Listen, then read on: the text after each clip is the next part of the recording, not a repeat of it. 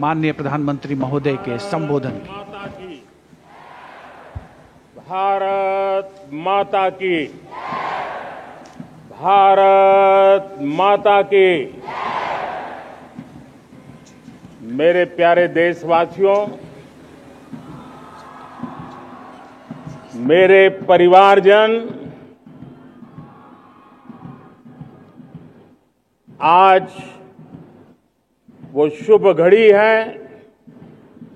जब हम देश के लिए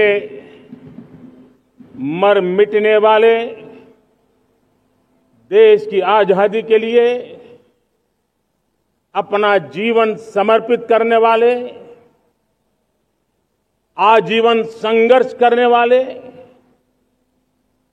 फांसी के तख्त पर चढ़कर के भारत मां की जय के नारे लगाने वाले अनगिनत आजादी के दीवानों को नमन करने का ये पर्व है, उनका पुण्य स्मरण करने का पर्व है।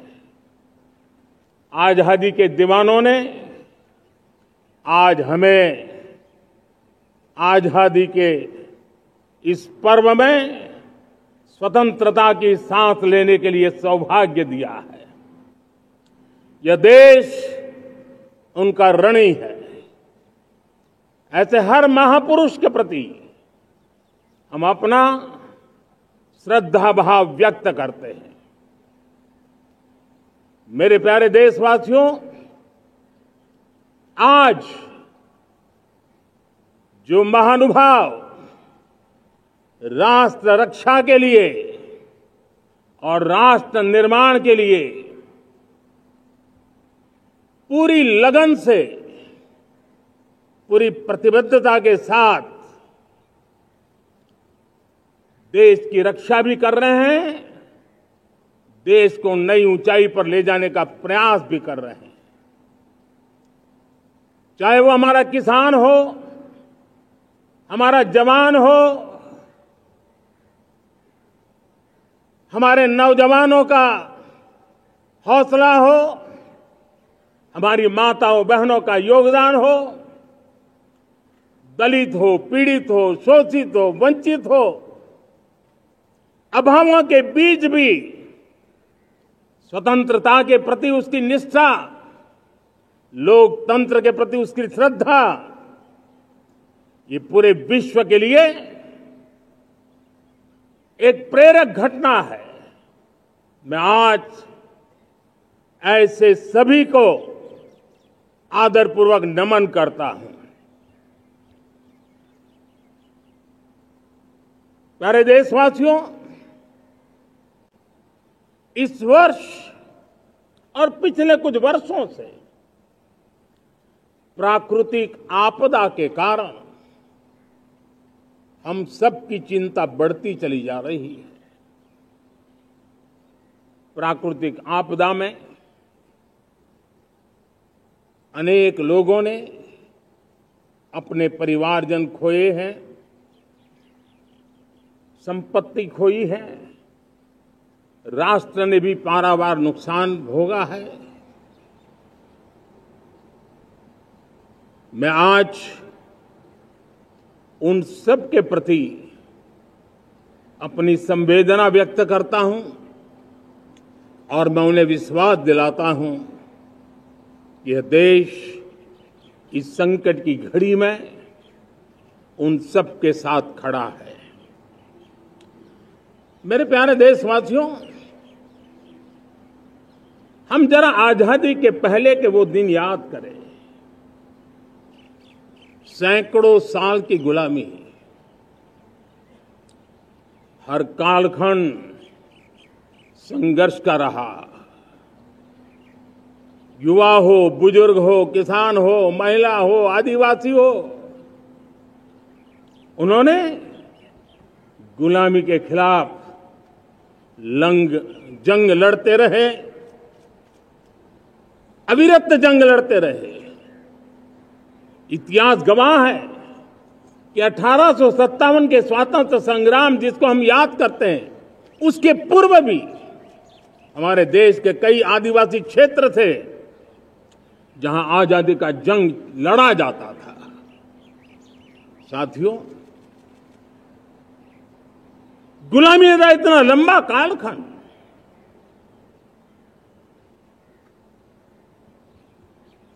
जुल्मी शासक, अपरंपार यातनाएं,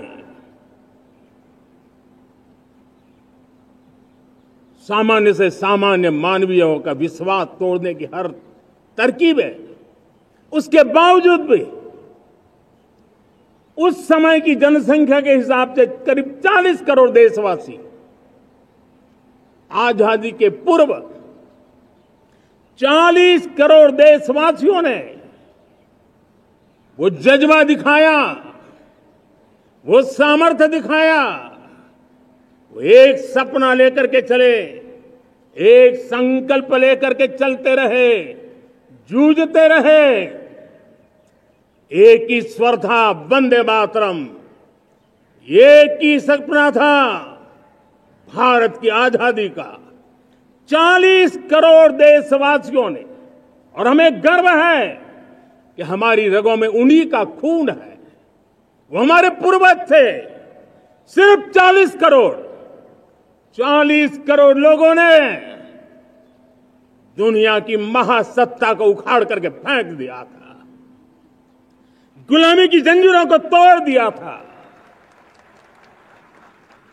अगर हमारे पूर्वज, जिनका खून हमारी रगों में है, आज हम तो 140 करोड़ है। अगर 40 करोड़ गुलामी की बेड़ियों को तोड़ सकते हैं, अगर 40 करोड़ आजादी के सपने को पूर्ण कर सकते हैं, आजादी लेकर के रह सकते हैं, तो 140 करोड़ देश के मेरे नागरिक, 140 करोड़ मेरे परिवारजन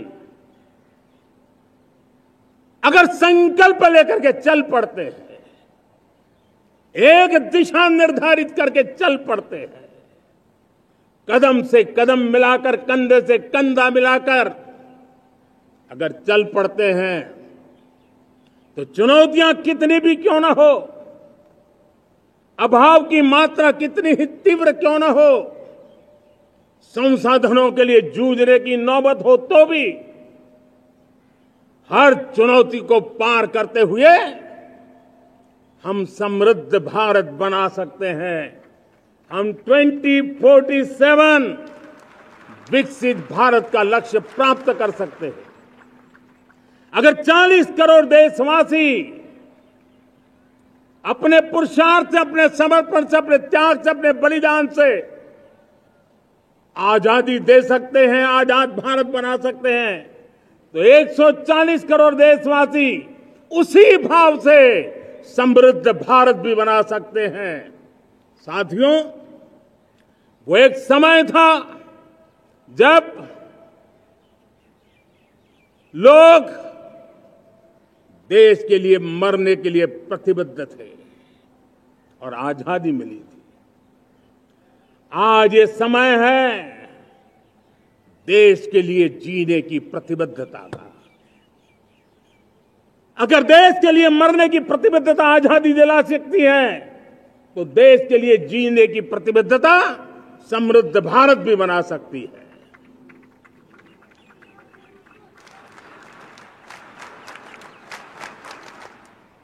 साथियों, विकसित भारत 2047 इस तरफ भाषण के शब्द नहीं है, इसके पीछे कठोर परिश्रम चल रहा है। देश के कोटि कोटि जनों के सुझाव लिए जा रहे हैं और हमने देशवासियों से सुझाव मांगे। और मुझे प्रसन्नता है कि मेरे देश के करोड़ों नागरिकों ने विकसित भारत 2047 के लिए अनगिनत सुझाव दिए हैं। हर देशवासी का सपना उसमें प्रतिबिंबित हो रहा है। हर देशवासी का संकल्प उसमें झलकता है। युवा हो, बुजुर्ग हो, गांव के लोग हो, शहर के लोग हो, किसान हो, कामदार हो, दलित हो, आदिवासी हो, पहाड़ों में रहने वाले लोग, शहरों में रहने वाले लोग हैं, हर किसी ने 2047 में जब देश आजादी का 100 साल मनाएगा तब तक विकसित भारत के लिए अनमोल सुझाव दिए हैं। और मैं जब इन सुझावों को देखता था मेरा मन प्रसन्न हो रहा था। उन्होंने क्या लिखा? कुछ लोगों ने कहा कि दुनिया का स्किल कैपिटल बनाने का सुझाव हमारे सामने रखा। 2047 विकसित भारत के लिए कुछ लोगों ने भारत को मैन्युफैक्चरिंग का ग्लोबल हब बनाने का सुझाव दिया। कुछ लोगों ने भारत की हमारी यूनिवर्सिटीज ग्लोबल बने इसके लिए सुझाव दिया। कुछ लोगों ने यह भी कहा कि क्या आजादी के इतने सालों के बाद हमारा मीडिया ग्लोबल नहीं होना चाहिए। कुछ लोगों ने यह भी कहा कि हमारा स्किल्ड युवा विश्व की पहली पसंद बनना चाहिए। कुछ लोगों ने सुझाव दिया भारत को जल्द से जल्द जीवन के हर क्षेत्र में आत्मनिर्भर बनना चाहिए। कई लोगों ने सुझाव दिया कि हमारे किसान जो मोटा अनाज पैदा करते हैं, जिसको हम श्री अन्न कहते हैं, उस सुपर फूड को दुनिया के हर डाइनिंग टेबल पर पहुंचाना है। हमें विश्व के पोषण को भी बल देना है और भारत के छोटे किसानों को भी मजबूती देनी है। कई लोगों ने सुझाव दिया कि देश में स्थानीय स्वराज की संस्थाओं से लेकर के अनेक इकाइयां हैं, उन सब में गवर्नेंस के रिफॉर्म की बहुत जरूरत है।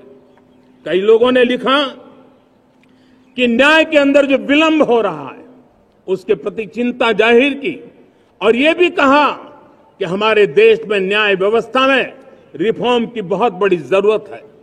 कई लोगों ने लिखा कि कई ग्रीनफील्ड सिटीज बनाने की अब समय की मांग है।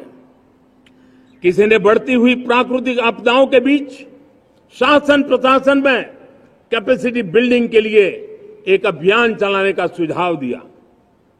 बहुत सारे लोगों ने यह सपना भी देखा है कि अंतरिक्ष में भारत का स्पेस स्टेशन जल्द से जल्द बनना चाहिए। किसी ने कहा भारत की जो पारंपरिक ट्रेडिशनल मेडिसिन है, हमारी औषधि है, दुनिया जब आज होलिस्टिक हेल्थ केयर की तरफ जा रही है तब हमें भारत की पारंपरिक औषधियां और वेलनेस हब के रूप में भारत को विकसित करना चाहिए। कोई कहते हैं कि अब देर नहीं होनी चाहिए, भारत जल्द से जल्द दुनिया की तीसरी सबसे बड़ी इकोनॉमी बनना चाहिए। साथियों, मैं इसलिए पढ़ रहा था कि मेरे देशवासियों ने सुझाव दिए, मेरे देश के सामान्य नागरिक ने ये सुझाव हमें दिए हैं। मैं समझता हूं जब देशवासियों की इतनी विशाल सोच हो, देशवासियों के इतने बड़े सपने हो, देशवासियों की इन बातों में जब संकल्प झलकते हो तब हमारे भीतर एक नया संकल्प दृढ़ बन जाता है, हमारे मन में आत्मविश्वास नई ऊंचाई पर पहुंच जाता है। और साथियों, देशवासियों का ये भरोसा सिर्फ कोई इंटेलेक्चुअल डिबेट नहीं है, ये भरोसा अनुभव से निकला हुआ है। ये विश्वास लंबे कालखंड के परिश्रम की पैदावार है और इसलिए देश का सामान्य मानव याद करता है जब लाल किले से कहा जाता है कि हिंदुस्तान के 18,000 गांवों में समय सीमा में बिजली पहुंचाएंगे और वो काम हो जाता है, तब भरोसा मजबूत हो जाता है। जब ये तय होता है कि आजादी के इतने सालों के बाद भी 2.5 करोड़ परिवार ऐसे हैं जहां बिजली नहीं है, वो अंधेरे में जिंदगी गुजारते हैं।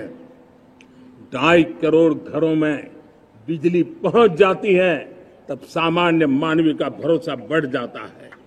जब बारीकी से स्वच्छ भारत की बात कही जाए, तब इस देश के अग्रिम हरोड़ पंक्ति में बैठे हुए लोग हो, गांव के लोग हो, गरीब बस्ती में रहने वाले लोग हो, छोटे छोटे बच्चे हो, हर परिवार के अंदर स्वच्छता का वातावरण बन जाए, स्वच्छता की चर्चा हो, स्वच्छता के संदर्भ में एक दूसरे को रोक टोकने का निरंतर प्रयास चलता रहे। मैं समझता हूं कि ये भारत के अंदर आई हुई नई चेतना का प्रतिबिंब है। जब देश के सामने लाल किले से कहा जाए कि आज हमारे परिवारों में 3 करोड़ परिवार ऐसे हैं जिनके घर में नल से जल मिलता है, आवश्यक है हमारे इन परिवारों को पीने का शुद्ध पानी पहुंचे। जल जीवन मिशन के तहत इतने कम समय में नए 12 करोड़ परिवारों को जल जीवन मिशन के तहत नल से जल पहुंच रहा है। आज 15 करोड़ परिवार इसके लाभार्थी बन चुके हैं। हमारे कौन लोग वंचित थे इन व्यवस्थाओं से? कौन पीछे रह गए थे? समाज के अग्रिम पंक्ति के लोग इसके लिए अभाव में नहीं जीते थे। मेरे दलित, मेरे पीड़ित, मेरे शोषित, मेरे आदिवासी भाई बहन, मेरे गरीब भाई बहन, मेरे झुग्गी झोपड़ी में जिंदगी गुजारने वाले लोग, वही तो इन चीजों के अभाव में जी रहे थे। हमने अनेक ऐसे प्राथमिक आवश्यकताओं की पूर्ति के लिए जो प्रयास किया, और उसका परिणाम हमारे इन सारे समाज के बंधुओं को मिला है। हमने वोकल फॉर लोकल का मंत्र दिया। आज मुझे खुशी है कि वोकल फॉर लोकल ने अर्थतंत्र के लिए एक नया मंत्र बन गया है। हर डिस्ट्रिक्ट अपनी पैदावार के लिए गर्व करने लगा है। 1 डिस्ट्रिक्ट 1 प्रोडक्ट का माहौल बना है।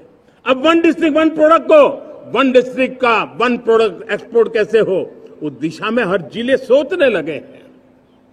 रिन्यूएबल एनर्जी का संकल्प लिया था।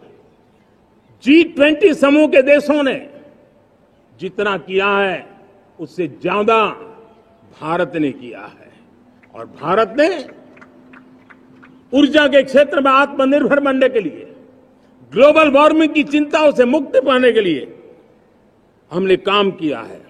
साथियों, देश गर्व करता है आज जब फिनटेक की सफलता को लेकर पूरा विश्व भारत से कुछ सीखना समझना चाहता है, तब हमारा गर्व और बढ़ जाता है।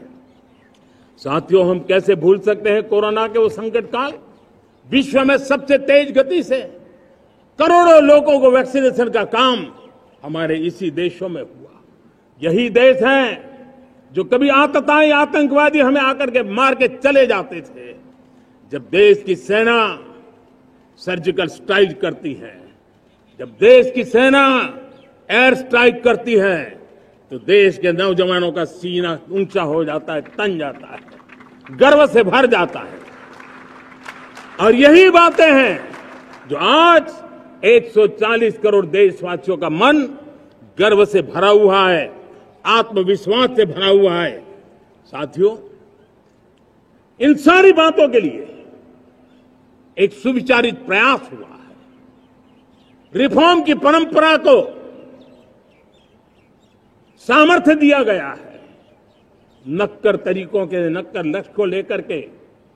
और जब राजनीतिक नेतृत्व की संकल्प शक्ति हो, दृढ़ विश्वास हो, जब सरकारी मशीनरी उसको लागू करने के लिए समर्पण भाव से जुट जाती है, और जब देश के हर नागरिक उस सपने को पूरा करने के लिए, जन भागीदारी करने के लिए, जन आंदोलन बनाने के लिए आगे आता है, तब हमें निश्चित परिणाम मिलता ही रहता है।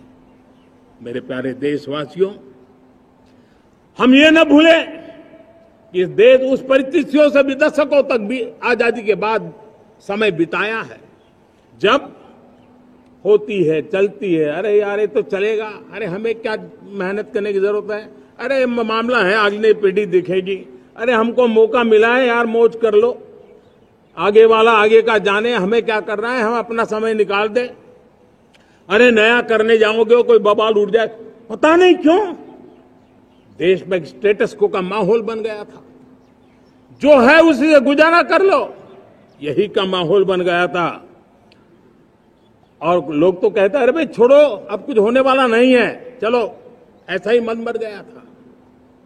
हमें इस मानसिकता को तोड़ना था, हमें विश्वास से भरना था, और हमने उस दिशा में प्रयास किया। कई लोग तो कहते थे अरे भाई अगली पीढ़ी के लिए काम हम अभी से क्यों करें, हम तो आज का देखें। लेकिन देश का सामान्य नागरिक ये नहीं चाहता था। वो बदलाव के इंतजार में था, वो बदलाव चाहता था, उसकी ललक थी, लेकिन उसके सपनों को किसी ने तवज्जो नहीं दी, उसकी आशा आकांक्षाओं को अपेक्षाओं को तवज्जो नहीं दी गई, और उसके कारण वो मुसीबतों को झेलते हुए गुजारा करता रहा, वो रिफॉर्म्स का इंतजार करता रहा। हमें जिम्मेदारी दी गई और हमने बड़े रिफॉर्म्स जमीन पर उतारे। गरीब हो, मिडिल क्लास हो, हमारे वंचित लोग हो, हमारी बढ़ती जाती शहरी आबादी हो, हमारे नौजवानों के सपने हो, संकल्प हो, आकांक्षाएं हो, उनके जीवन में बदलाव लाने के लिए रिफॉर्म का मार्ग हमने चुना। और मैं देशवासियों को विश्वास दिलाना चाहता हूं, रिफॉर्म के प्रति हमारी जो प्रतिबद्धता है वो पिंक पेपर के एडिटोरियल के लिए सीमित नहीं है। हमारे रिफॉर्म्स की ये प्रतिबद्धता है, वो 4 दिन की वाहवाही के लिए नहीं है। हमारी रिफॉर्म्स की प्रक्रिया किसी मजबूरी में नहीं है, देश को मजबूती देने के इरादे से है। और इसलिए मैं आज कह सकता हूं, रिफॉर्म का हमारा मार्ग एक प्रकार से ग्रोथ की ब्लूप्रिंट बनी हुई है। ये हमारा रिफॉर्म, ये ग्रोथ, ये बदलाव, ये सिर्फ डिबेट क्लब के लिए, इंटेलेक्चुअल सोसाइटी के लिए, एक्सपर्ट लोगों के लिए सिर्फ चर्चा का विषय नहीं है। साथियों, हमने राजनीतिक मजबूरी के कारण नहीं किया है। हम जो कुछ भी कर रहे हैं वो राजनीति का भागा गुणा करके नहीं सोचते हैं। हमारा एक ही संकल्प होता है, नेशन फर्स्ट, नेशन फर्स्ट, राष्ट्र हित सुप्रीम, ये मेरा भारत महान बने, इसी संकल्प को लेकर के हम कदम उठाते हैं। साथियों, जब रिफॉर्म की बात आती है, एक लंबा परिवेश है। अगर मैं उसकी चर्चा में चला जाऊंगा तो शायद घंटों निकल जाएंगे, लेकिन मैं एक छोटा सा उदाहरण देना चाहता हूं। बैंकिंग क्षेत्र में जो रिफॉर्म हुआ, आप सोचिए बैंकिंग क्षेत्र का क्या हाल था। न विकास होता था, न विस्तार होता था, न विश्वास बढ़ता था। इतना ही नहीं, जिस प्रकार की कारनामे चले उसके कारण हमारे बैंक संकटों से गुजर रहे थे। हमने बैंकिंग सेक्टर को मजबूत बनाने के लिए अनेक विध रिफॉर्म्स किए, और आज उसका कारण हमारी बैंक विश्व में जो इन्हीं गुने मजबूत बैंक के हैं, उसमें भारतीय बैंकों ने अपना स्थान बनाया है। और जब बैंक मजबूत होती है ना, तब फॉर्मल इकोनॉमी की ताकत भी बढ़ती है। जब बैंक की व्यवस्था बन जाती है, जब सामान्य खास करके मध्यम वर्ग के परिवार की जो रिक्वायरमेंट होती है, उसको पूरा करने की सबसे बड़ी ताकत बैंकिंग सेक्टर में होती है। अगर उसको होम लोन चाहिए, उसको व्हीकल का लोन चाहिए, मेरे किसान को ट्रैक्टर के लिए लोन चाहिए, मेरे नौजवानों को स्टार्टअप के लिए लोन चाहिए, मेरे नौजवानों को कभी पढ़ने के लिए, एजुकेशन के लिए लोन चाहिए, किसी को विदेश जाने के लिए लोन चाहिए, ये सारी बातें उसे संभव होती है। मुझे तो खुशी है कि मेरे पशुपालक भी, मेरे मछली पालन करने वाले भाई बहन भी आज बैंकों से लाभ ले रहे हैं। मुझे खुशी है मेरे रेहड़ी पटरी वाले लाखों भाई बहन आज बैंक से साथ जुड़ करके अपनी नई ऊंचाइयों को प्राप्त कर रहे हैं और विकास की दिशा में वो भागीदार बन रहे हैं। हमारे एमएसएमई, हमारे लघु उद्योग के लिए तो बैंक एक सबसे बड़ी सहायक होती है। उसको रोजमर्रा पैसों की जरूरत होती है अपने नित्य मर्जी पर प्रगति के लिए, और उस काम को हमारी मजबूत बैंकों के कारण संभव हुआ है। साथियों, दुर्भाग्य से हमारे देश में आजादी तो मिली, लेकिन लोगों को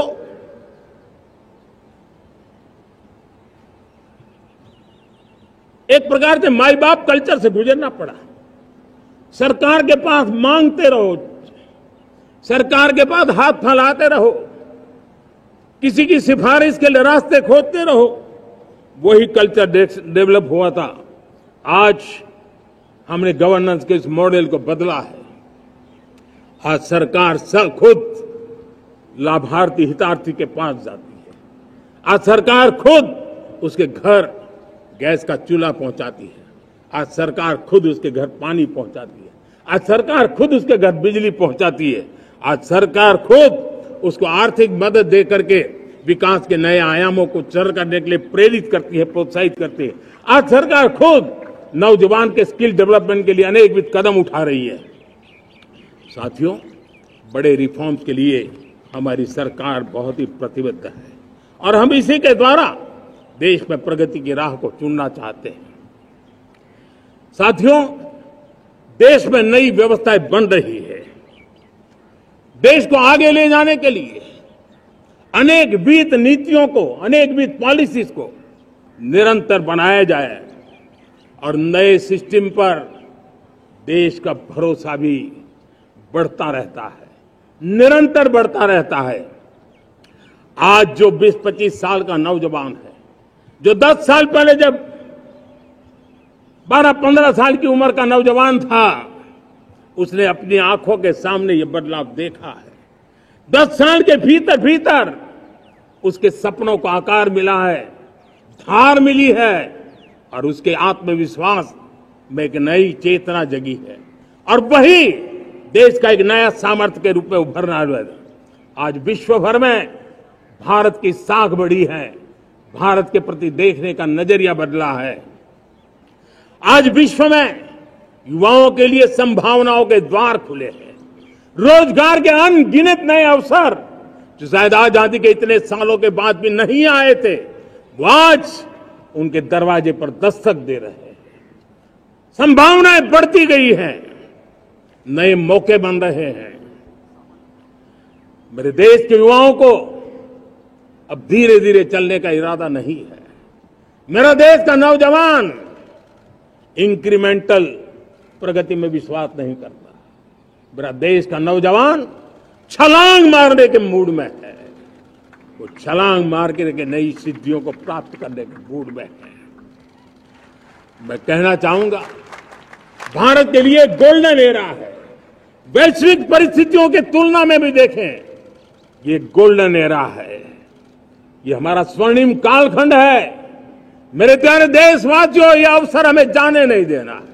ये मौका हमें जाने नहीं देना चाहिए और इसी मौके को पकड़ करके अपने सपने और संकल्पों को लेकर के चल पड़ेंगे तो हम देश की स्वर्णिम भारत की जो अपेक्षा और हमें विकसित भारत का 2047 का लक्ष्य हम पूरा करके रहेंगे। हम सदियों की बेड़ियों को तोड़ करके निकले हैं। आज टूरिज्म का क्षेत्र हो, एमएसएमई का क्षेत्र हो, एजुकेशन हो, हेल्थ सेक्टर हो, ट्रांसपोर्ट सेक्टर हो, खेती और किसानी का सेक्टर हो, हर सेक्टर में एक नया आधुनिक सिस्टम बन रहा है। हम विश्व की बेस्ट प्रैक्टिसेस को भी आगे देख रखते हुए हम हमारे देश की परिस्थितियों के अनुसार आगे बढ़ना चाहते हैं।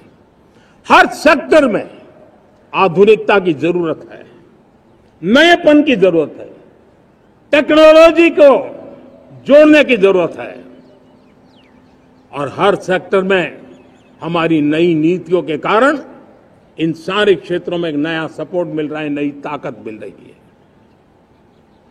हमारे सारे अवरोध हटे, हमारी बंदी से दूर हो, हम पूरे सामर्थ्य के साथ चल पड़े, खिल उठे, सपनों को पा करके रहे, सिद्धि को हम अपने निकट देखें, हम आत्मसात करें, उस दिशा में हम चलना है। अब आप देखिए कितना बड़ा बदलाव हो रहा है।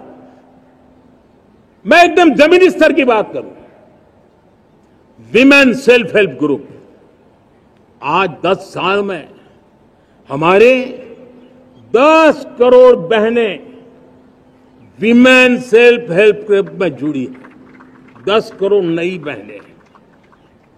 हमें गर्व हो रहा है कि हमारे सामान्य परिवार की, गांव की 10 करोड़ महिलाएं आर्थिक रूप से आत्मनिर्भर बन रही हैं। और जब महिला आर्थिक रूप से आत्मनिर्भर बनती हैं, तब परिवार की निर्णय प्रक्रिया की हिस्सेदार बनती हैं, एक बहुत बड़ी सामाजिक परिवर्तन की गारंटी लेकर के आती है।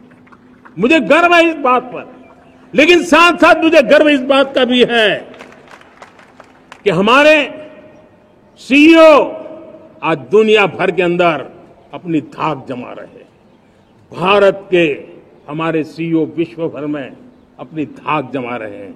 हमारे लिए खुशी की बात है कि एक तरफ मेरे सीईओ दुनिया भर में नाम कमा रहे हैं, भारत का नाम बढ़ा रहे हैं, तो दूसरी तरफ विमेन सेल्फ हेल्प ग्रुप से 1 करोड़ मेरी सामान्य परिवार की माताएं बहनें लखपति दीदी बनती है। मेरे लिए ये भी उतना ही गर्व की बात है।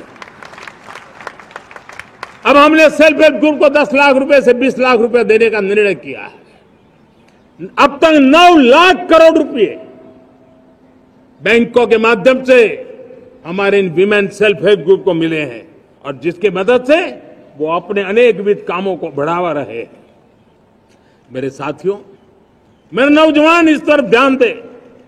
स्पेस सेक्टर एक फ्यूचर है हमारे साथ जुड़ा हुआ, एक महत्वपूर्ण पहलू है। हम उस पर भी बल दे रहे हैं। हमने स्पेस सेक्टर में बहुत रिफॉर्म किए हैं। जिन बंधनों में हमने स्पेस सेक्टर को बांध के रखा था, उसे हमने खोल दिया है। आज सैकड़ों स्टार्टअप्स स्पेस के सेक्टर में आ रहे हैं। वाइब्रेंट बनता जाता हमारा स्पेस सेक्टर भारत को एक शक्तिशाली राष्ट्र बनाने का एक महत्वपूर्ण अंग है, और हम इसको दूर की सोच के साथ मजबूती दे रहे हैं। आज private satellite, private rocket launch हो रहे हैं। ये गर्व की बात है। आज मैं कह सकता हूं, जब नीति सही होती है, नियत सही होती है और पूर्ण समर्पण से राष्ट्र का कल्याण यही मंत्र होता है, तो निश्चित परिणाम हम प्राप्त करके रहते हैं। मेरे प्यारे देशवासियों, आज देश में नए अवसर बने, तब मैं कह सकता हूं 2 चीजें और हुई जिसने विकास को एक गति दी है, विकास को एक नई छलांग दी है। और ये है, पहला है आधुनिक इंफ्रास्ट्रक्चर का निर्माण। हमने इंफ्रास्ट्रक्चर को आधुनिक बनाने की दिशा में बहुत बड़े कदम उठाए हैं। और दूसरी तरफ सामान्य मानवीय के जीवन में जो बाधाएं हैं, ईज ऑफ लिविंग का हमारा जो सपना है, उस पर भी हमने उतना ही बल दिया है। पिछले 1 दशक में अभूतपूर्व इंफ्रास्ट्रक्चर का विकास हुआ है। रेल हो, रोड हो, एयरपोर्ट हो, पोर्ट हो, ब्रॉडबैंड कनेक्टिविटी हो, गांव गांव नए स्कूल बनाने की बात हो, जंगलों में स्कूल बनाने की बात हो, दूर सुदूर इलाकों में अस्पताल बनाने की बात हो, आरोग्य मंदिर बनाने की बात हो, मेडिकल कॉलेजों का काम हो, आयुष्मान आरोग्य मंदिरों का निर्माण चलता हो, 60,000 से ज्यादा अमृत सरोवर बने हो, 2 लाख पंचायतों तक ऑप्टिकल फाइबर नेटवर्क पहुंचा हो, नहरों का एक बहुत बड़ा जाल बिछाया जा रहा हो, 4 करोड़ पक्के घर बनना, गरीबों को एक नया आश्रय मिलना, 3 करोड़ नए घर बनाने के संकल्प के साथ आगे बढ़ने की हमारी कोशिश हो। हमारा पूर्वी भारत, नॉर्थ ईस्ट, उसका इलाका आज इंफ्रास्ट्रक्चर के लिए जाने जाना लगा है। और हमने ये जो कायाकल्प किया है, उसका सबसे बड़ा लाभ समाज के उन वर्गों तक हम पहुंचे हैं जो ग्रामीण सड़कें वहां बनी है जिनकी तरफ कोई देखता नहीं था, जिस इलाकों को नहीं देखता था, जिन गांवों को नहीं देखता था। दलित हो, पीड़ित हो, शोषित हो, वंचित हो, पिछड़े हो, आदिवासी हो, जंगल में रहने वाले हो, दूर सुदूर पहाड़ों में रहने वाले हो, सीमावर्ती स्थान पर रहने वाले हो, हमने उनकी आवश्यकता की पूर्ति की है। हमारे मछुआरे भाई बहनों की आवश्यकताओं को पूरा करना, हमारे पशुपालकों के जीवन को बदलना, एक प्रकार से सर्वांगीण विकास का प्रयास हमारी नीतियों में रहा, हमारी नीयत में रहा है, हमारे रिफॉर्म में रहा है, हमारे कार्यक्रमों में रहा है, हमारी कार्यशैली में रहा है। और उस सबसे बड़ा लाभ मेरे युवाओं को होता है। उनको नए नए अवसर मिलते हैं, नए नए क्षेत्र में कदम रखने का उसके लिए संभावनाएं बन जाती है, और वही तो सबसे ज्यादा रोजगार दे रहा है। और सबसे ज्यादा रोजगार प्राप्त करने का अवसर इन्हीं समय में उनको मिला है। हमारा जो मध्यम वर्गीय परिवार है, मध्यम वर्गीय परिवार को क्वालिटी ऑफ लाइफ, वो स्वाभाविक उसकी अपेक्षा रहती है। वो देश के लिए बहुत देता है, तो देश का भी दायित्व है कि उसकी जो क्वालिटी ऑफ लाइफ पे जो उसकी अपेक्षाएं हैं, सरकार की कठिनाइयों से मुक्ति की उसकी जो अपेक्षाएं हैं, उसको पूर्ण करने के लिए हम निरंतर प्रयास करते हैं। और मैंने तो सपना देखा है कि 2047 जब विकसित भारत का सपना होगा, तो उसकी एक इकाई ये भी होगी कि सामान्य मानव के जीवन में सरकार की दखलें कम हो, जहां सरकार की जरूरत हो वहां अभाव न हो, और जहां सरकार की बेकारण प्रभाव भी न हो, इस प्रकार की व्यवस्था पर हम प्रतिबद्ध हैं। मेरे प्यारे देशवासियों, हम छोटी छोटी जरूरतों पर भी ध्यान देते हैं, हम छोटी छोटी आवश्यकताओं पर ध्यान देते हैं, और उसको लेकर हम चलते हैं। चाहे हमारे गरीब का घर का चूल्हा जलता रहे, गरीब की मां को कभी आंसू पी करके सोना न पड़े, और इसके लिए मुफ्त इलाज की योजना हमारी चल रही है। बिजली, पानी, गैस अब सैचुरेशन के मूड पर है, और जब हम सैचुरेशन की बात करते हैं वो 100% होता है। जब सैचुरेशन होता है तो उसको जातिवाद का रंग नहीं लगता है। जब सैचुरेशन होता है तो उसमें पांथिकता का रंग नहीं लगता है। जब सैचुरेशन का मंत्र होता है तब सच्चे अर्थ में सबका साथ सबका विकास का मंत्र साकार होता है। लोगों के जीवन में सरकार की दखल कम हो, उस दिशा में हमने हजारों कंप्लायंसेस के लिए सरकार सामान्य मानवी पर बोझ डालती थी, उन सारे कंप्लायंसेस को दूर किया। हमने देशवासियों के लिए 1,500 से ज्यादा कानूनों को खत्म कर दिया, ताकि कानूनों की जंजाल के अंदर देशवासियों को फंसना न पड़े। हमने छोटी छोटी गलतियों के कारण ऐसे कानून बने थे, उनको जेल में अंदर धकेल दिया जाए। हमने उन छोटे छोटे कारणों से जेल जाने के जो परंपराएं थी, उन सारे कानूनों को नष्ट कर दिया, और उसको कानूनों को जेल भेजने के प्रावधान को व्यवस्था से बाहर कर दिया है। आज हमने जो आजादी की विरासत के गर्व की बात हम जो करते हैं, सदियों से हमारे पास जो क्रिमिनल लॉ थे, आज हमने उसको नए क्रिमिनल लॉ, जिसको हमने न्याय संहिता के रूप में, और जिसके मूल में दंड नहीं पर नागरिक को न्याय, इस भाव को हमने प्रबल बनाया है। ईज ऑफ लिविंग बनाने के लिए देशव्यापी मिशन में काम करे। हर लेवल पर मैं सरकार के प्रतिनिधियों का आह्वान करता हूं।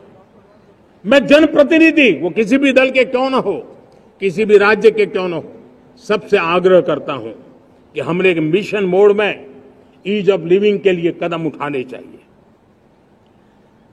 मैं हमारे युवाओं को, प्रोफेशनल्स को, सबको मैं कहना चाहता हूं, आप अपने स्थान पर जहां पर आपको छोटी छोटी दिक्कतें होती है, आप उसके सॉल्यूशन को लेकर के सरकार को चिट्ठी लिखते रहिए। सरकार को बताइए कि बिना कारण की कठिनाई आए उसको दूर करने से कोई नुकसान नहीं है। मैं पक्का मानता हूं आज सरकारें संवेदनशील है। हर सरकार, स्थानीय स्वराज्य की संस्था होगी या राज्य सरकार होगी या केंद्र सरकार होगी, उसको तवज्जो देगी। गवर्नेंस में रिफॉर्म्स, ये हमें विकसित भारत 2047 के सपने के लिए हमने उसको जोर लगा करके आगे बढ़ाना होगा, ताकि सामान्य मानवी के जीवन में अवकाश ही अवकाश पैदा हो, रुकावटें खत्म होती चली जाए। नागरिकों का डिग्निटी ऑफ सिटीजन, नागरिकों के जीवन में सम्मान मिले। डिलीवरी के संबंध में कभी किसी को ये कहने की मोहब्बत ना आया कि ये तो मेरा हक था, मुझे मिला नहीं, उसको खोजना न पड़े। सरकार के गवर्नेंस में डिलीवरी सिस्टम को और मजबूती चाहिए। आप देखिए, देश में जब हम रिफॉर्म की बात करते हैं आज देश में करीब करीब 3 लाख संस्थाएं काम कर रही है, चाहे पंचायत हो, नगर पंचायत हो, नगर पालिका हो, महानगर पालिका हो, यूटी हो, स्टेट हो, डिस्ट्रिक्ट हो, केंद्र, छोटी मोटी 3 लाख करीब करीब इकाइयां हैं। अगर ये हमारे 3 लाख इकाइयों को मैं आज आह्वान करता हूं कि अगर आप साल में अपने स्तर पर जिन चीजों की जरूरत है सामान्य मानव के लिए 2 रिफॉर्म करें। ज्यादा नहीं कह रहा हूं मेरे साथियों, एक पंचायत हो, एक राज्य सरकार हो, कोई विभाग हो, सिर्फ 1 साल में 2 रिफॉर्म और उसको जमीन पर उतारें।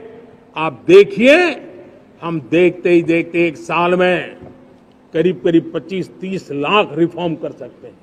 जब 25-30 लाख रिफॉर्म हो जाए तब सामान्य मानवी का विश्वास कितना बढ़ जाएगा, उसकी शक्ति राष्ट्र को नई ऊंचाई पर ले जाने में कितनी काम आएगी।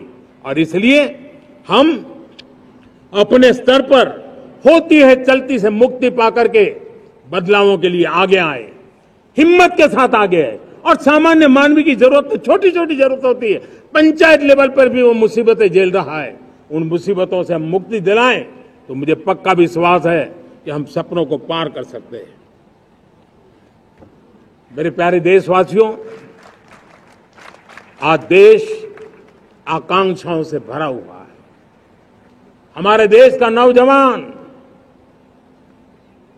नई सिद्धियों को चूमना चाहता है, नए नए शिखरों पर वो कदम रखना चाहता है। और इसलिए हमारी कोशिश है हर सेक्टर में कार्य को हम गति दें, तेज गति दें।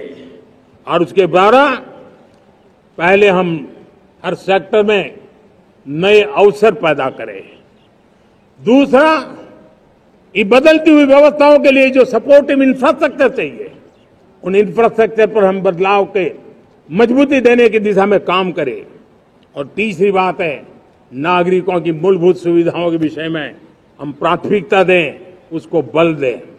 इन तीनों भारत में एक एस्पिरेशनल सोसाइटी का निर्माण किया है और उसके परिणाम स्वरूप आज समाज खुद एक विश्वास से भरा हुआ है।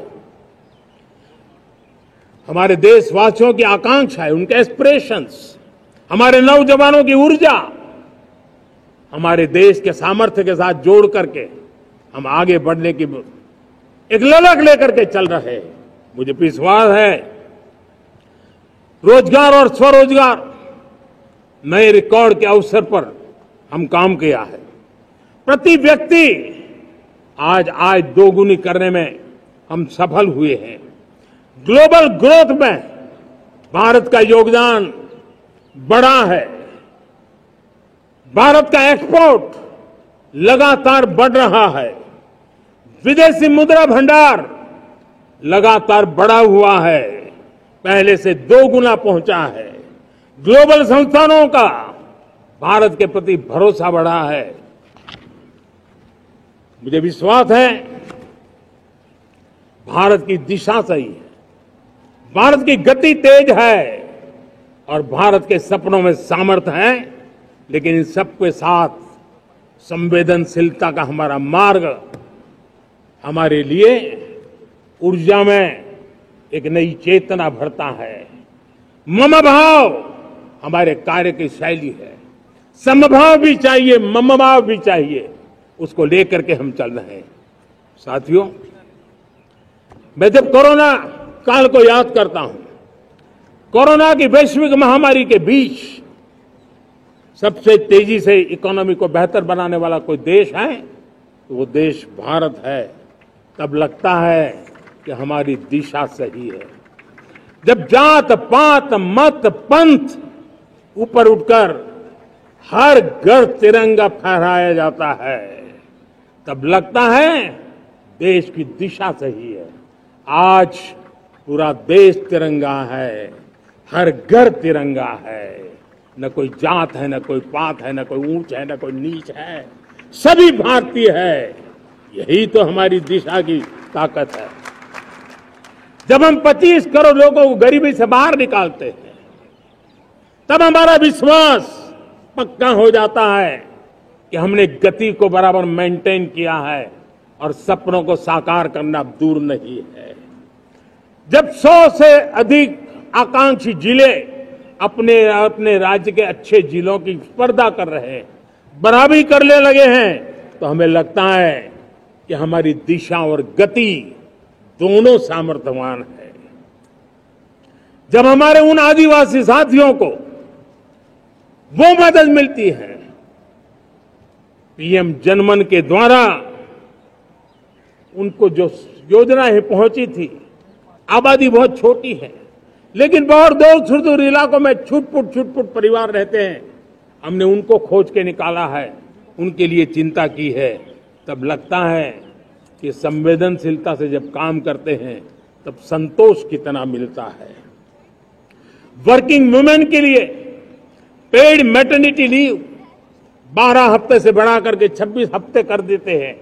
तब सिर्फ नारी का सम्मान ही करते इतना नहीं है, नारी के प्रति संवेदनशील भाव से निर्णय करते इतना नहीं, लेकिन उसके गोद में जो बच्चा पला है ना, उसको एक उत्तम नागरिक बनाने के लिए मां की जो जरूरत है उसमें सरकार रुकावट न बने, इस संवेदनशील भावना से उस निर्णय को हम करते हैं। जब मेरे दिव्यांग भाई बहन भारतीय साइन लैंग्वेज की बात हो या तो सुगम्य भारत का अभियान हो, उसको लगता है कि अब मेरी भी डिग्निटी है, मेरे प्रति देश के नागरिक सम्मान के भाव से देखता है। और पैरालंपिक में तो हमारे खिलाड़ी नई नई ताकत दिखाने लगे हैं, तब लगता है कि ये जो मेरा मम भाव है, हम सबका मम भाव है, उसकी ताकत नजर आती है। हमारे ट्रांसजेंडर समाज के प्रति हम जिस संवेदना के साथ निर्णय बना रहे हैं, हम नए नए कानून बना रहे हैं, उनको सम्मान का जीवन देने के लिए हम प्रयास कर रहे हैं, तब बदलाव की हमारी दिशा सही दिखता है। सेवा भाव से किए गए इन कामों का, जो त्रिविध मार्गों से हम चले हुए, इन कामों का एक सीधा सीधा लाभ आज उसके परिणाम के रूप में हमें नजर आ रहा है। 60 साल बाद लगातार तीसरी बार आपने हमें देश सेवा का मौका दिया है।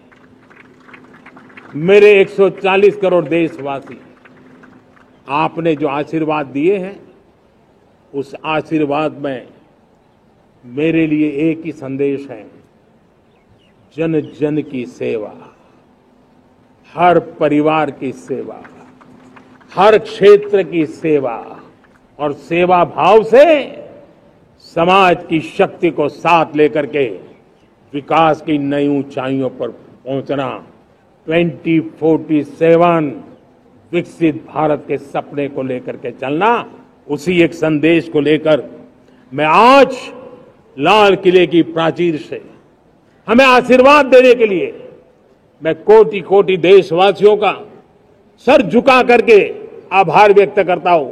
मैं उनके प्रति नतमस्तक होता हूं और मैं उनको विश्वास दिलाता हूं कि हमें नई ऊंचाइयों को नए जोश के साथ आगे बढ़ना है।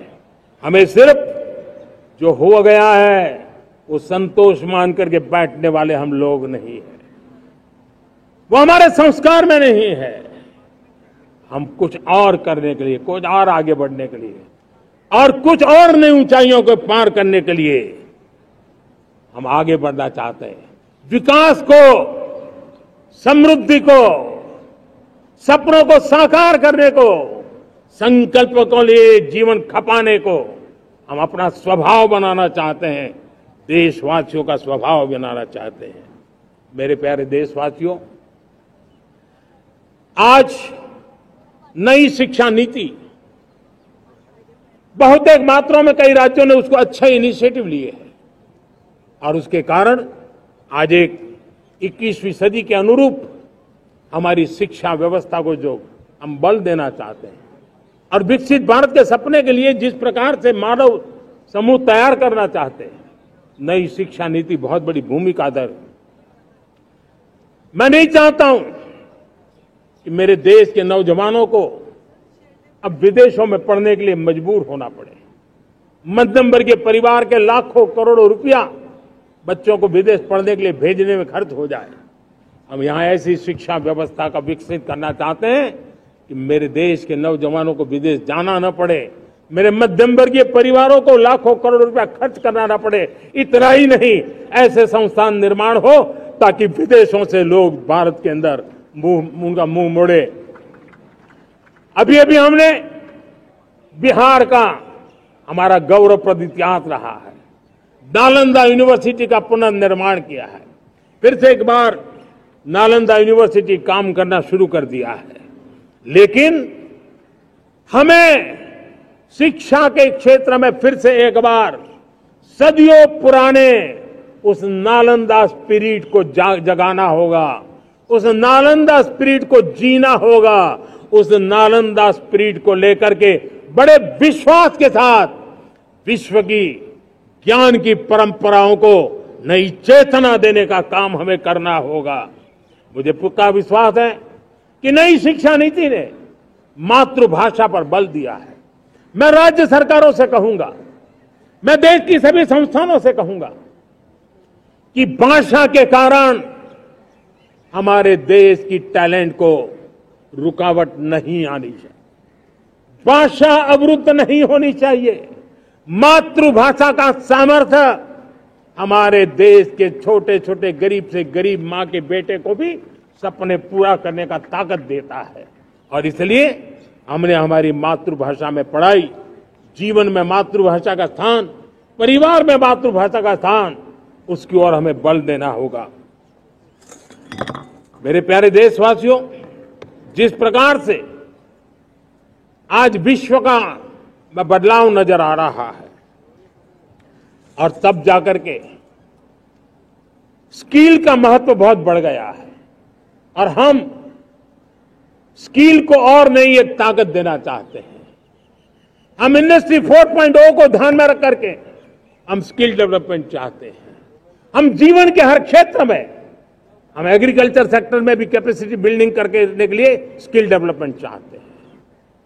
हम तो हमारा सफाई का क्षेत्र हो, उसमें भी एक नए स्किल डेवलपमेंट की ओर बल देना चाहते हैं। और हम स्किल इंडिया प्रोग्राम को बहुत व्यापक रूप से इस बार लेकर के आए हैं। बजट में भी इसका बहुत बड़ा, इस बजट में इंटर्नशिप को भी हमने बल दिया है ताकि हमारे नौजवानों को एक एक्सपीरियंस मिले, उनकी कैपेसिटी बिल्डिंग हो और बाजार में उनका ताकत दिखाई दे। उस प्रकार से मैं स्किल युवाओं को तैयार करना चाहता हूं। और इसलिए कई बार, और दोस्तों, आज विश्व की परिस्थिति को देखते हुए मैं साफ साफ देख रहा हूं कि भारत का स्किल्ड मैन पावर जो है, हमारा स्किलफुल जो नौजवान है, वो ग्लोबल जॉब मार्केट में अपनी दमक बनाए। हम उस सपने को लेकर के आगे चल रहे हैं। साथियों, विश्व जिस तेजी से बदल रहा है, जीवन के हर क्षेत्र में साइंस और टेक्नोलॉजी का महत्व बढ़ता चला जाने वाला है।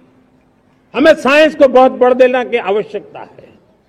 और मैंने देखा चंद्रयान की सफलता के बाद हमारे स्कूल कॉलेज के अंदर साइंस और टेक्नोलॉजी के प्रति एक नई रुचि का वातावरण बना है, नई दिलचस्पी बढ़ी है। तब हमारे शिक्षा संस्थानों ने ये जो मनोभाव बना है उसको नर्चर करने के लिए आगे आना होगा। भारत सरकार ने भी रिसर्च के लिए सपोर्ट बढ़ा दिया है। हमने ज्यादा से ज्यादा चेयर स्थापित किए हैं। हमने नेशनल रिसर्च फाउंडेशन बना करके हमने उसको एक कानूनी परिवेश में ला करके स्थायी रूप से एक व्यवस्था विकसित की है ताकि रिसर्च को लेकर के निरंतर बल मिले और ये रिसर्च फाउंडेशन उस काम को करे। मेरे बड़े गर्व की बात है कि बजट में हमने 1 लाख करोड़ रुपया रिसर्च और इनोवेशन के लिए हमने देने का निर्णय किया है ताकि हमारे देश के नौजवान के पास जो आइडियाज है उस आइडियाज को हम जमीन पर उतार पाए। साथियों, आज भी हमारे देश में मेडिकल एजुकेशन के लिए हमारे बच्चे बाहर जा रहे हैं। वैसा कहा मैंने, बड़े वो ज्यादातर मध्यम वर्गीय परिवार के, उनके लाखों करोड़ों रुपए खर्च हो जाते हैं। और तब जाकर के हमने पिछले 10 साल में मेडिकल सीटों को करीब करीब 1 लाख कर दिया। आज मैं करीब करीब 25,000 युवा हर साल विदेश में मेडिकल एजुकेशन के लिए जाते हैं। और ऐसे ऐसे देश में जाना पड़ रहा है, कभी कभी तो मैं सुनता हूं तो हैरान हो जाता हूं। और इसलिए हमने तय किया है कि अगले 5 साल में मेडिकल लाइन में 75,000 नई सीटें बनाई जाएगी। मेरे प्यारे देशवासियों, विकसित भारत 2047 वो स्वस्थ भारत भी होना चाहिए। और जब स्वस्थ भारत हो तो आज जो बच्चे हैं उनके पोषण पर आज से ही ध्यान देने की जरूरत है। और इसलिए हमने विकसित भारत की जो पहली पीढ़ी है उनकी तरफ विशेष ध्यान दे करके हमने पोषण का एक अभियान चला है। हमने राष्ट्रीय पोषण मिशन शुरू किया है। पोषण को हमने प्राथमिकता दी है। मेरे प्यारे देशवासियों, हमारी कृषि व्यवस्था को ट्रांसफॉर्म करना बहुत जरूरी है, समय की मांग है।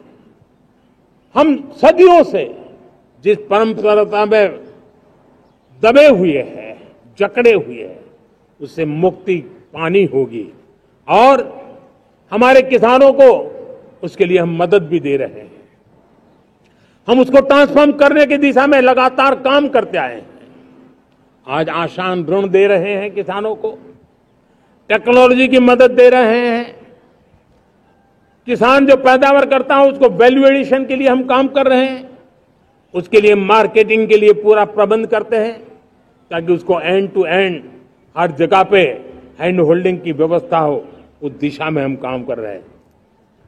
आज जब धरती माता के प्रति सारा विश्व चिंतित है, जिस प्रकार से उर्वरक के कारण हमारी धरती माता की शहद दिनों दिन बिगड़ता जा रही है, हमारी धरती माता की उत्पादकता क्षमता खत्म होती चली जा रही है, कम होती चली जा रही है।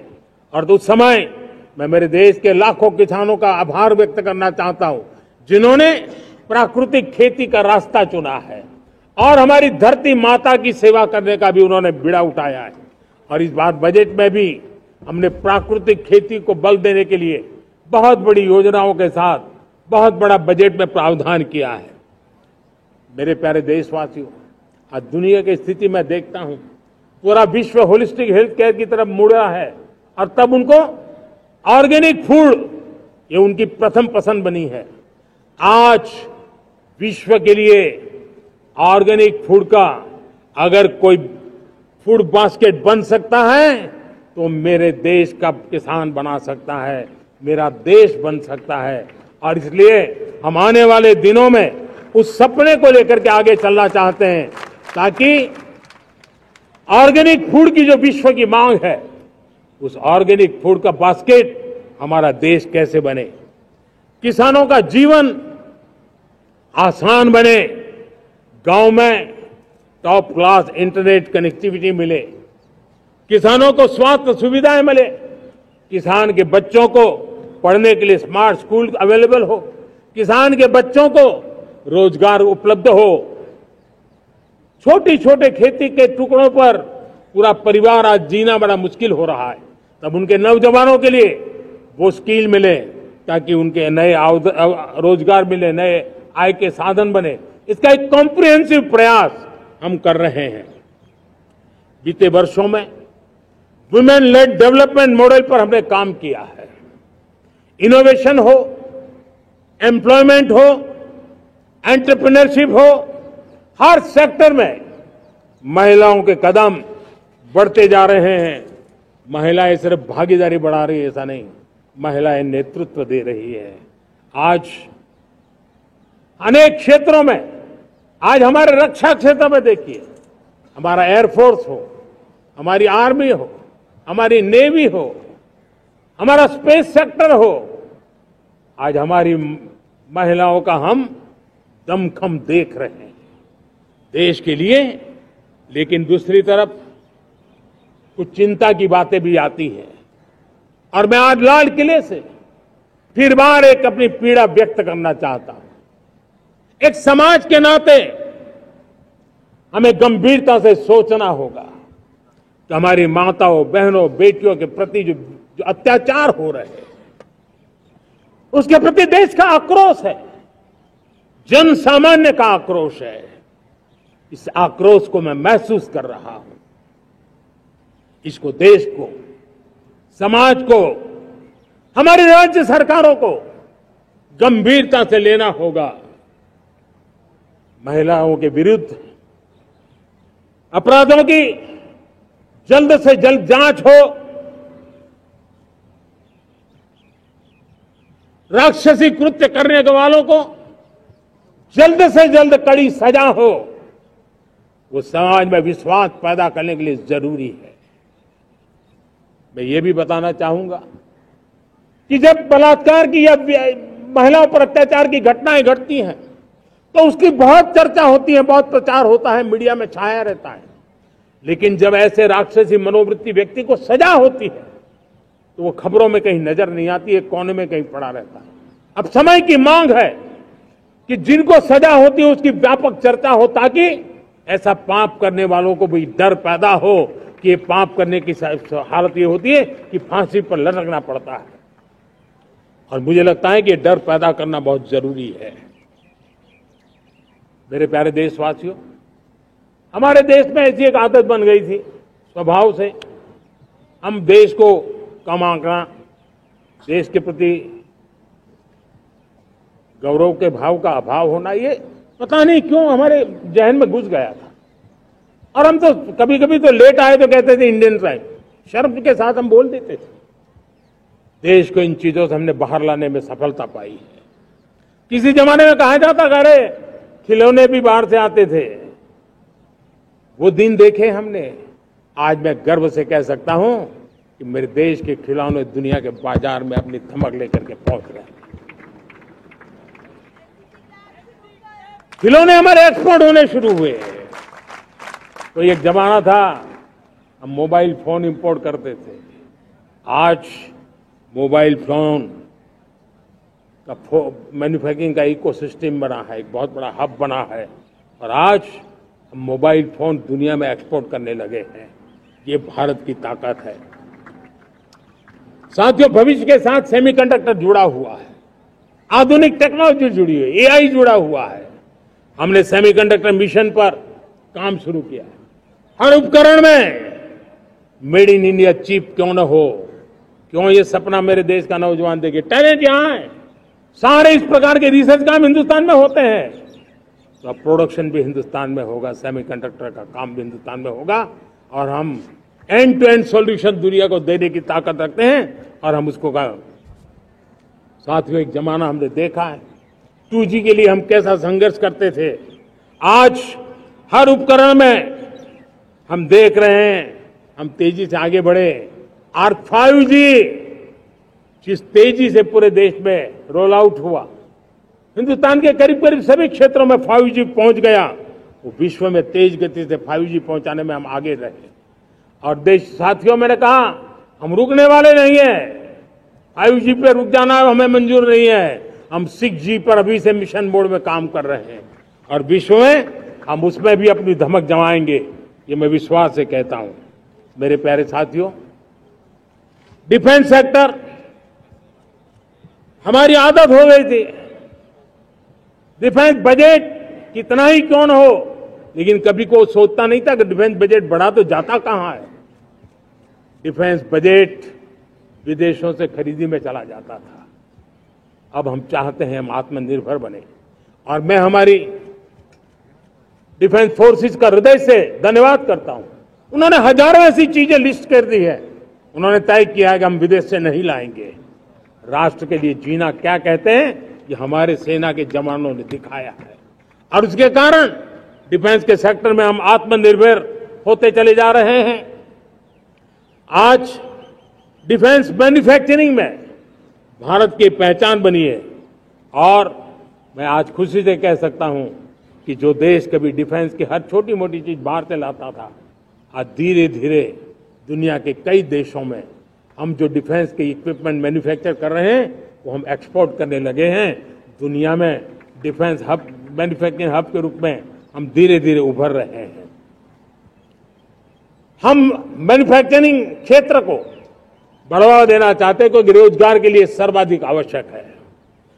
आज पीएलआई स्कीम को बहुत बड़ी सफलता मिली है। एफडीआई रिफॉर्म्स उसने भी हमें बहुत बड़ी ताकत दी है। एमएसएमईज को बहुत बड़ा बल मिला है, नई व्यवस्थाएं विकसित हुई है और उसके कारण हमारा मैन्युफैक्चरिंग सेक्टर, हम दुनिया का एक मैन्युफैक्चरिंग हब बने। जिस देश के पास इतनी नौजवान शक्ति हो, जिस देश के अंदर ये सामर्थ्य हो, हम मैन्युफैक्चरिंग की दुनिया में भी इंडस्ट्री 4.0 में हम बहुत बड़ी ताकत के साथ आगे जाना चाहते हैं और इसके लिए आवश्यक स्किल डेवलपमेंट, उस पर भी हमने बल दिया है। और स्किल डेवलपमेंट में भी हमने नए मॉडल तय किए हैं। हमने जन भागीदारी को जोड़ा है ताकि तुरंत रिक्वायरमेंट के अनुसार स्किल डेवलपमेंट हम कर सके। और मुझे विश्वास है, मैं लाल किले की प्राचीर से कह रहा हूं, वो दिन दूर नहीं होगा जो भारत इंडस्ट्रियल मैन्युफैक्चरिंग का हब होगा, दुनिया उसकी तरफ देखती होगी। आज विश्व की बहुत बड़ी कंपनियां भारत में निवेश करना चाहती हैं। ये चुनाव के बाद मैंने देखा, मेरे तीसरे कार्यकाल में जितने लोग मुझसे मिलने के लिए मांग कर रहे हैं वो ज्यादातर निवेशक लोग हैं, विश्व भर के निवेशक हैं। वो आना चाहते हैं, भारत में निवेश करना चाहते हैं। ये एक बहुत बड़ा गोल्डन अपॉर्चुनिटी है। मैं राज्य सरकारों से आग्रह करता हूं कि आप निवेशकों को आकर्षित करने के लिए स्पष्ट नीति निर्धारित कीजिए, गुड गवर्नेंस का आश्वासन दीजिए, लॉ एंड ऑर्डर सिचुएशन के लिए उनको भरोसा दीजिए। हर राज्य एक तंदुरुस्त स्पर्धा में आगे आए। राज्य राज्य के बीच निवेशकों को खींचने के लिए स्पर्धा होनी चाहिए निवेशकों के लिए, ताकि उनके राज्य में निवेशक आएंगे, उनके राज्य के नौजवानों को स्थानीय रूप से अवसर मिलेगा, रोजगार का अवसर मिलेगा। नीतियों में परिवर्तन लाना चाहिए तो ग्लोबल रिक्वायरमेंट के अनुसार नीतियों को राज्यों ने परिवर्तित करना चाहिए। लैंड की आवश्यकता है तो राज्यों ने लैंड बैंक बनानी चाहिए।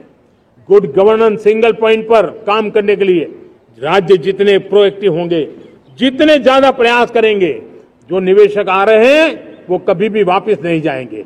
सिर्फ भारत सरकार से काम ये होता नहीं है, राज्य सरकारों की बहुत बड़ी आवश्यकता होती है, क्योंकि जो भी प्रोजेक्ट लगने वाला है उस राज्य में लगने वाला है, उसको हर राज्य के साथ रोजमर्रा का काम पड़ता है। और इसलिए मैं राज्यों से आग्रह करूंगा कि जब विश्व पूरा भारत की तरफ आकर्षित हो रहा है, विश्व पूरा भारत में निवेश करने के लिए प्रतिबद्ध हो रहा है, तब ये हमारा दायित्व बनता है कि हमारी पुरानी आदतें छोड़ करके स्पष्ट नीति के साथ हम आगे आए। देखिए, आपको परिणाम अपने राज्य में दिखाई देगा और आपका राज्य भी चमक उठेगा, ये मैं आपको विश्वास देता हूं। साथियों, भारत अपनी बेस्ट क्वालिटी के लिए पहचानी जाए, ये बहुत जरूरी है। अब विश्व के लिए हमें डिजाइन ऑफ इंडिया का क्षेत्र, डिजाइन इन इंडिया, इस पर हमने बल देना है। हमें कोशिश करनी है अब इंडियन स्टैंडर्ड इंटरनेशनल स्टैंडर्ड बनने चाहिए। इंडियन स्टैंडर्ड इंटरनेशनल स्टैंडर्ड बनेंगे तब हमारी हर चीज को सहजता से मोहर लग जाएगी और ये हमारे प्रोडक्शन की क्वालिटी पर निर्भर करेगा, हमारी सेवा की क्वालिटी पर निर्भर करेगा, हमारे अप्रोच की क्वालिटी पर निर्भर करेगा। और इसलिए हमें क्वालिटी पर बल देकर के आगे बढ़ना है। हमारे पास टैलेंट है, डिजाइन के क्षेत्र में हम दुनिया को बहुत कुछ नया दे सकते हैं। डिजाइन इन इंडिया, इस आह्वान को लेकर के हमें अब आगे चलना है। Design in India and design for the world, इस सपने को लेकर के चलना है। मैं देख रहा हूं गेमिंग की दुनिया का बहुत बड़ा मार्केट खड़ा हुआ है, लेकिन आज भी गेमिंग की दुनिया पर प्रभाव, खास करके उन खेलों को बनाने वाले लोग, प्रोडक्ट करने वाले लोग, विदेशी कमाई होती। भारत के पास बहुत बड़ी विरासत है, हम गेमिंग की दुनिया में बहुत नई टैलेंट को लेकर के आ सकते हैं। विश्व के हर बच्चे को हमारे देश के बनी हुई गेमिंग की ओर आकर्षित कर सकते हैं। मैं चाहता हूं कि भारत के बच्चे भारत के नौजवान, भारत के आईटी प्रोफेशनल्स,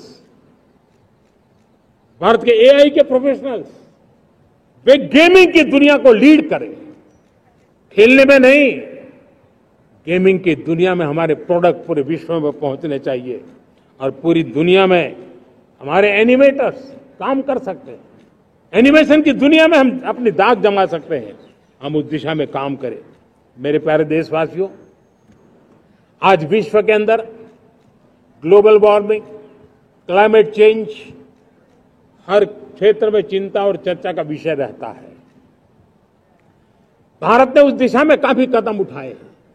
हम विश्व को आश्वस्त करते रहे हैं और शब्दों से नहीं, अपने कार्यों से, प्राप्त परिणामों से हमने विश्व को आश्वस्त भी किया है और विश्व को आश्चर्यचकित भी किया है। हम ही हैं जिन्होंने सिंगल यूज प्लास्टिक पर प्रतिबंध लगाया है। हमने रिन्यूएबल एनर्जी पर विस्तार किया है। हमने रिन्यूएबल एनर्जी को एक नई ताकत दी है। आने वाले कुछ वर्षों में हम नेट जीरो फ्यूचर की ओर आगे बढ़ रहे हैं। मुझे याद है पेरिस एकॉर्ड में जिन देशों ने अपने लक्ष्य निर्धारित किए थे, आज मैं लाल किले की प्राचीर से मेरे देशवासियों की ताकत दुनिया को बताना चाहता हूं। G20 देश के समूह जो नहीं कर पाए, वो मेरे देश के नागरिकों ने करके दिखाया है। मेरे देशवासियों ने करके दिखाया है। हिंदुस्तान ने करके दिखाया है। पेरिस एकॉर्ड के अंदर जो टारगेट हमने तय किए थे, उन टारगेट को समय से पहले पूरा करने वाला G20 देशों के समूह में अगर कोई है तो एकमात्र मेरा हिंदुस्तान है, एकमात्र मेरा भारत है। और इसलिए गर्व होता है साथियों। रिन्यूएबल एनर्जी के टारगेट हमने पूरे कर, हम 2030 तक रिन्यूएबल एनर्जी को 500 गीगावाट तक ले जाने के लिए मकसद से काम कर। आप कल्पना कर सकते हैं कि कितना बड़ा लक्ष्य है। दुनिया के लोग सिर्फ 500 गीगावाट शब्द सुनते हैं ना, तो मेरी तरफ ऐसे ऐसे देखते हैं। लेकिन आज मैं विश्वास से कह रहा हूं देशवासियों को कि इस लक्ष्य को भी हम पूरा करके रहेंगे और ये मानव जाति की भी सेवा करेगा, हमारे भविष्य की भी सेवा करेगा, हमारे बच्चों के उज्जवल भविष्य की गारंटी बनेगा। हमने 2030 तक हमारी रेलवे को नेट जीरो एमिशन का लक्ष्य लेकर के हम चल रहे हैं। साथियों, पीएम सूर्यघर मुफ्त बिजली योजना उसको एक नई ताकत देने वाली है और ये बदलाव का फल मेरे देश के सामान्य परिवार को मिला, विशेष करके मेरे मध्यम वर्ग को मिलेगा जब उसका बिजली का बिल मुक्त हो जाएगा। इलेक्ट्रिक व्हीकल उसकी मांग बढ़ती जा रही है। जब पीएम सूर्यघर योजना से वो बिजली उत्पादन करता है सूर्य से, तो उसका व्हीकल का प्रवास का खर्चा भी वो कम कर सकता है। साथियों, हम ग्रीन हाइड्रोजन मिशन लेकर के एक ग्लोबल हब बनना चाहते हैं। बहुत तेजी से नीतियां बनाई गई है, बहुत तेजी से उसका इम्प्लीमेंटेशन का काम हो रहा है और भारत ग्रीन हाइड्रोजन एक न्यू एनर्जी की दिशा में हम जाना चाहते हैं। और ये सारे जो प्रयास चल रहे हैं, क्लाइमेट की चिंता तो है ही है, ग्लोबल वार्मिंग की चिंता है, लेकिन इसके अंदर ग्रीन जॉब्स की बहुत बड़ी संभावना है और इसलिए आने वाले कालखंड में ग्रीन जॉब्स का महत्व बढ़ता है। तो उसको सबसे पहले कैप्चर करने के लिए मेरे देश के नौजवानों को अवसर देने के लिए और ग्रीन जॉब्स के लिए एक बहुत बड़ा क्षेत्र को बढ़ावा दे रहे हैं। मेरे प्यारे देशवासियों, आज हमारे साथ इस तिरंगे झंडे के नीचे वो नौजवान बैठे हैं जिन्होंने ओलंपिक की दुनिया में भारत का परचम लहराया। मैं मेरे देश के सभी एथलीट्स को, मेरे देश के सभी खिलाड़ियों को 140 करोड़ देशवासियों की तरफ से बधाई देता हूं और हम नए सपने, नए संकल्प, अत्यंतिक पुरुषार्थ के साथ नए लक्ष्यों को हासिल करने के लिए आगे बढ़ेंगे। ऐसा मैं विश्वास के साथ उनको शुभकामनाएं भी देता हूं। आने वाले कुछ दिनों में भारत के एक बहुत बड़ा दस्ता पैरालंपिक के लिए पेरिस जाने के लिए रवाना होगा। मैं मेरे सभी पैरालंपिक खिलाड़ियों को भी हृदय से बहुत बहुत शुभकामनाएं देता हूं।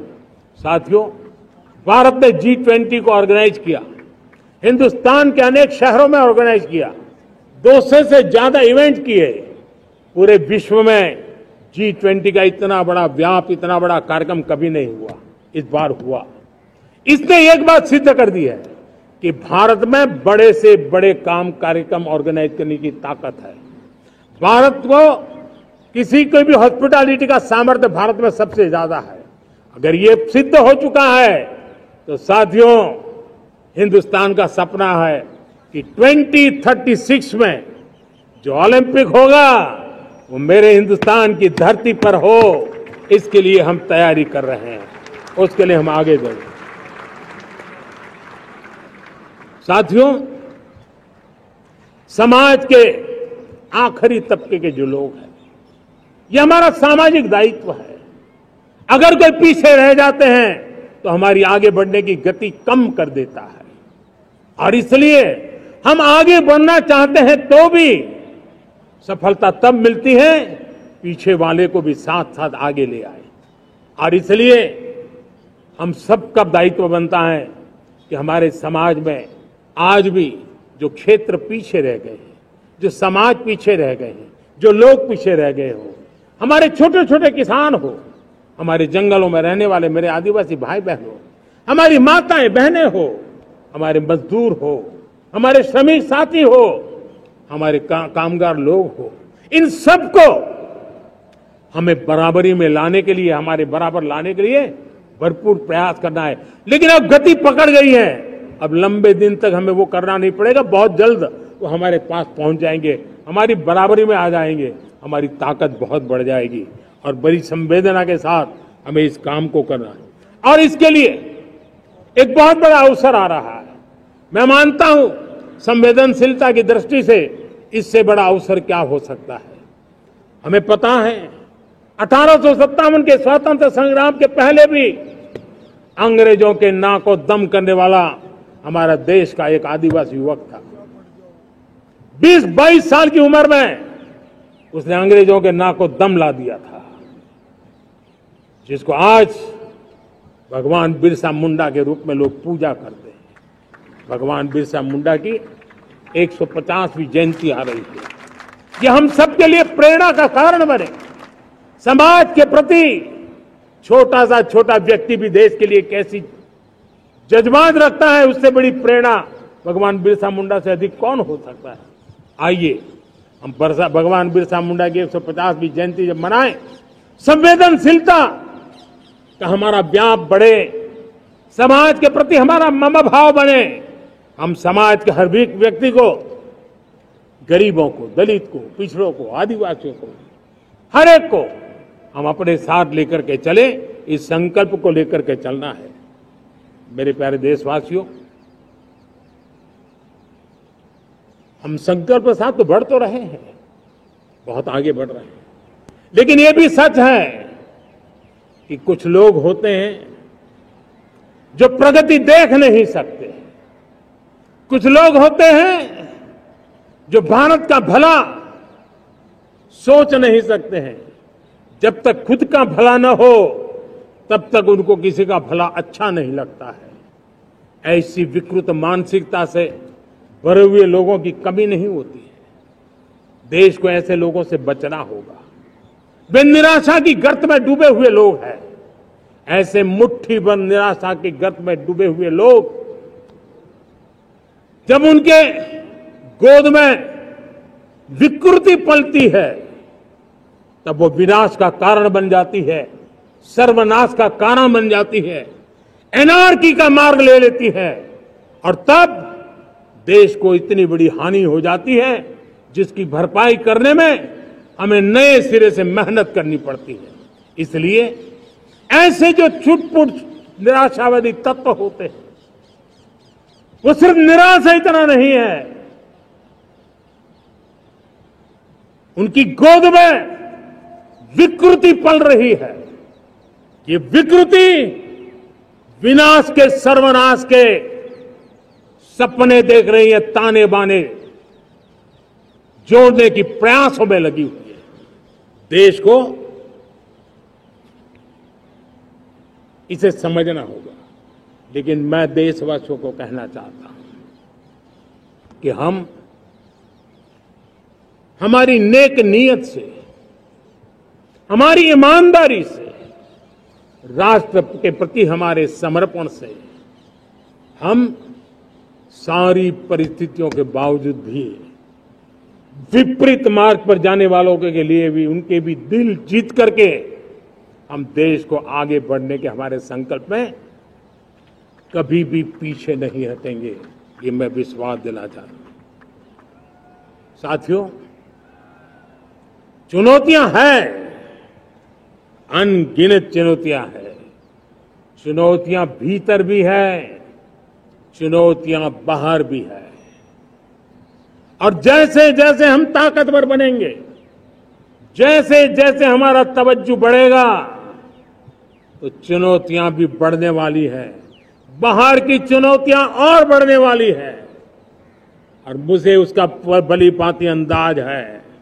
लेकिन मैं ऐसी शक्तियों को कहना चाहता हूं, भारत का विकास किसी के लिए संकट लेकर के नहीं आता।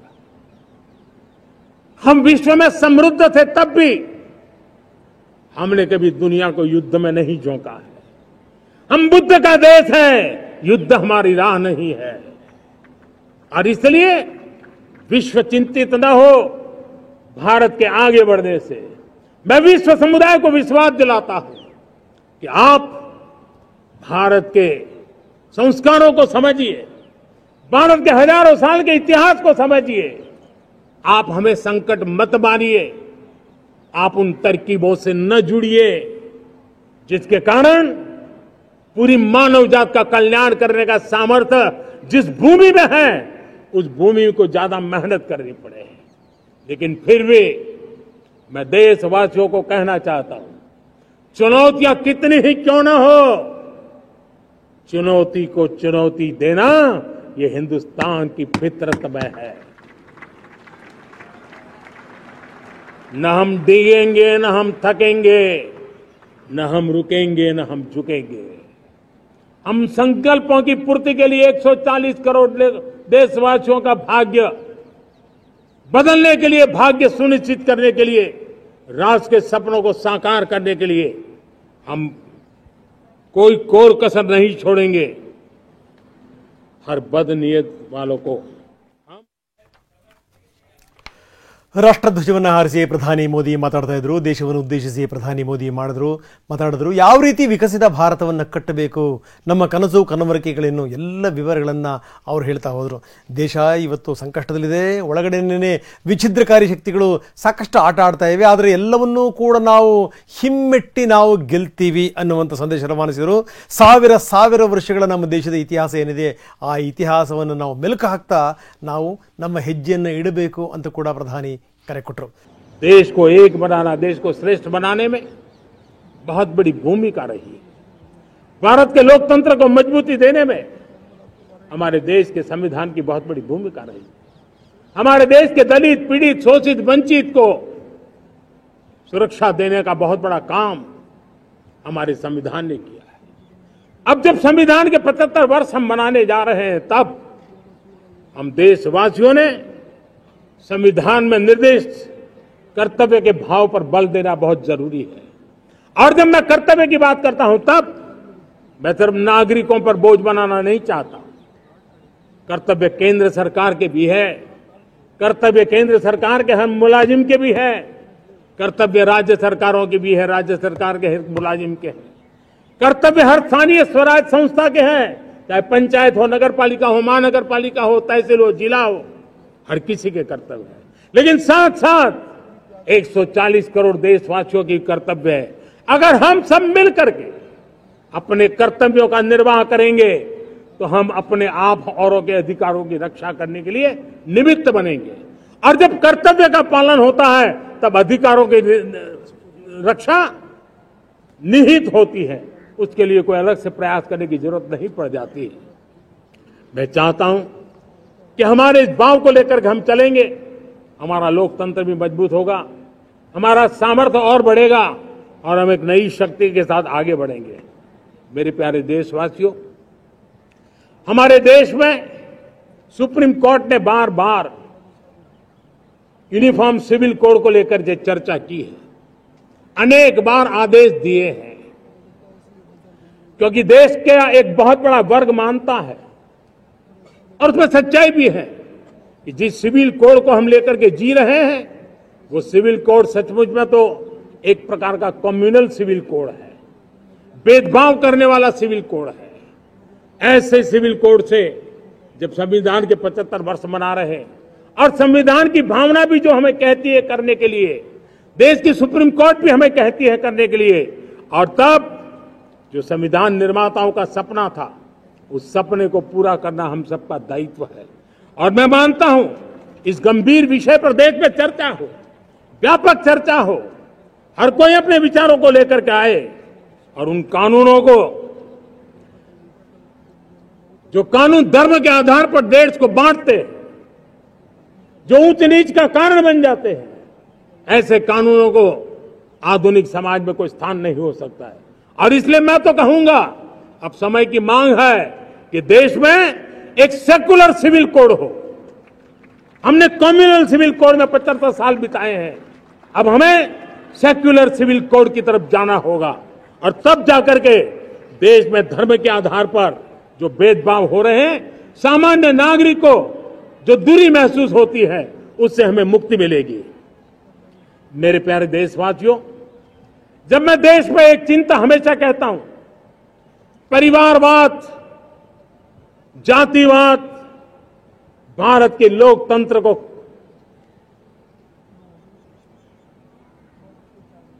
बहुत नुकसान कर रहा है।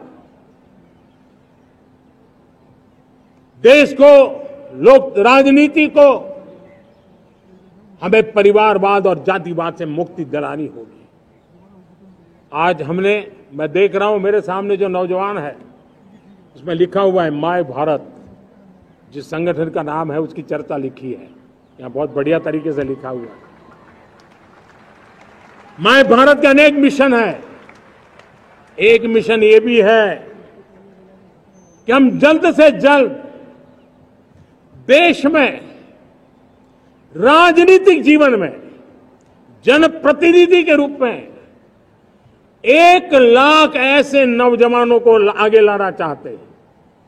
शुरुआत में 1 लाख नौजवानों को आगे लाना चाहते हैं जिनके परिवार में किसी का भी कोई राजनीतिक बैकग्राउंड न हो, जिसके माता पिता भाई बहन चाचा मामा मामी कभी भी राजनीति में नहीं रहे, किसी भी पीढ़ी में नहीं रहे, ऐसे होनहार नौजवानों को फ्रेश ब्लड 1 लाख, चाहे वो पंचायत में आए, चाहे नगर पालिका में आए, चाहे जिला परिषदों में आए, चाहे विधानसभा में आए, लोकसभा में आए, 1 लाख नए नौजवान, कोई भी प्रकार का पूर्व का राजनीतिक इतिहास उनके परिवार का ना हो, ऐसे फ्रेश लोग राजनीति में आए ताकि जातिवाद से मुक्ति मिले, परिवारवाद से मुक्ति मिले, लोकतंत्र को समृद्धि मिले। और जरूरी नहीं है कि एक दल में जाए, उनको जो पसंद हो उस दल में जाए, उस दल में जाकर के वो जनप्रतिनिधि बनकर के आगे आए।